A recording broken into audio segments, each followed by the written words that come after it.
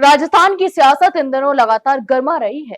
एक और जहां 12 जिले की अंता विधानसभा सीट पर उपचुनाव का माहौल चरम पर है, तो वहीं दूसरी ओर नेताओं के बीच तीखे बयानबाजी का दौर भी जारी है। इसी बीच क्रम में कांग्रेस पीसीसी अध्यक्ष गोविंद सिंह डोटासरा ने जयपुर में बड़ा बयान देकर राजनीतिक हलचल बढ़ा दी है। उन्होंने राज्य के कैबिनेट मंत्री डॉक्टर किरोड़ीलाल मीणा पर निशाना साधते हुए कहा कि किरोड़ीलाल जी छापे पर छापे मार रहे हैं। मैं तो कहता हूं, अगर आप में दम है तो एक दिन सीएमओ पर छापा मार दो, आपका क्या बिगड़ने वाला है। वैसे भी 10-20 दिन में तो कुछ होने वाला नहीं है, आप तो फ्री होने वाले हो। डोटासरा ने व्यंग करते हुए कहा कि किरोड़ीलाल मीणा सरकार में रहकर भी संघर्ष मोड में है। उन्होंने कहा कि आप संघर्ष करने वाले व्यक्ति हो, लेकिन अब गरिमा में रहकर संघर्ष कर रहे हो। आपको सरकार में रहने की आदत नहीं है। कांग्रेस और रूम में आयोजित एक कार्यक्रम में भारतीय ट्राइबल पार्टी यानी बीटीपी के 60 से अधिक कार्यकर्ता और पदाधिकारी कांग्रेस में शामिल हुए। इस मौके पर डोटासरा ने उनका स्वागत किया और कहा कि आदिवासी समाज कांग्रेस की ताकत रहा है। आदिवासी भाइयों के कारण ही कांग्रेस मजबूत रही है। जब उन्होंने कुछ और कारणों से साथ छोड़ा तो पार्टी कमजोर हुई। कुछ हमारी कमियां रही, कुछ लोगों ने भ्रम फैलाया, लेकिन अब सभी एकजुट होकर कांग्रेस को मजबूत करेंगे। यहां तक कि डोटासरा ने कहा कि देश के निर्माण में आदिवासी समाज का बहुत बड़ा योगदान रहा है और कांग्रेस ने हमेशा इस वर्ग को सशक्त करने के लिए काम किया है। उन्होंने कहा कि कांग्रेस सरकार ने ऐसे कई कानून बनाए जिनसे आदिवासी समाज को हक और अधिकार मिले।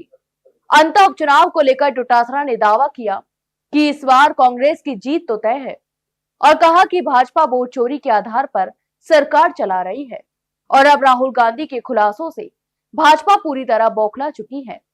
निर्वाचन आयोग भी मौन रहकर भाजपा के खेल को स्वीकार कर रहा है। भाजपा की संसदीय कार्य मंत्री अनर्गल बयानबाजी कर रहे हैं, लेकिन ब्राजीलियन मॉडल कहां से आया, इसका जवाब नहीं दे पा रहे हैं। उन्होंने राजस्थान सरकार पर भी हमला बोलते हुए कहा कि राज्य में ब्यूरोक्रेसी मंत्रिमंडल पर हावी है, मुख्यमंत्री और मंत्रियों की नहीं चलती। यहां तक कि डोटासरा ने अंत उपचुनाव को लेकर भाजपा की रणनीति पर भी सवाल उठाए और कहा कि भाजपा के प्रदेश अध्यक्ष मदन राठौर तक को यह कहना पड़ रहा है कि यहां से चुनाव जीतेंगे तो मोरपाल सुमन को मंत्री बना देंगे। उन्होंने तंज कसते हुए कहा, जब सरकार को अपने काम पर भरोसा नहीं होता तब वह ऐसे ऑफर देने लगती है।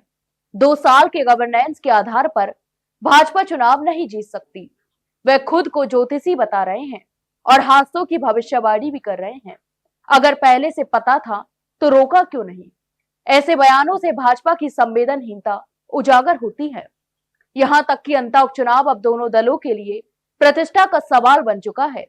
जहां कांग्रेस अपनी एकजुटता और जनता से जुड़े मुद्दों पर फोकस कर रही है, तो वहीं भाजपा संगठन और सरकार की ताकत के बल पर मैदान में उतर चुकी है। लेकिन डोटासरा के तंज और आरोपों ने मुकाबले को और तीखा बना दिया है। अब सबकी निगाहें 11 नवंबर के मतदान पर टिकी हुई हैं, जो यह तय करेगा कि अंता की जनता कांग्रेस के संदेश पर भरोसा करती है या भाजपा के विकास वादों पर।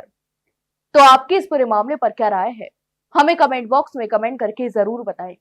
वहीं वीडियो को लाइक और शेयर जरूर करें और हाँ, चैनल को सब्सक्राइब करना ना भूलें। फिलहाल के लिए इतना ही, जल्द मिलते एक नई जानकारी के साथ। तब तक के लिए नमस्कार।